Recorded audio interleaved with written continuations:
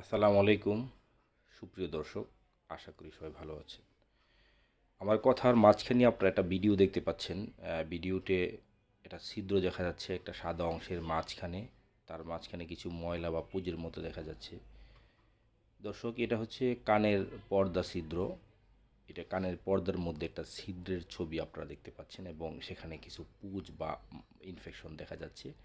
অনেকেই এমন রয়েছে বা অনেকেরই এমন আছে যে প্রায়ই ঠান্ডা লাগলে কান দিয়ে পুঁজ পানি আসে, অথবা কান যদি কটন বাড দিয়ে পরিষ্কার করতে যায় সেখানে আঠার মতো কিছু জিনিস বের হয় এবং প্রায়ই কানটা চুলকায় এবং চুলকানোর কারণে ওনারা বারবার কটন বাড দেয়।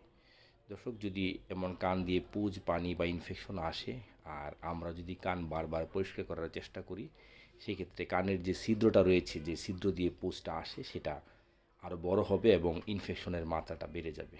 এবং যদি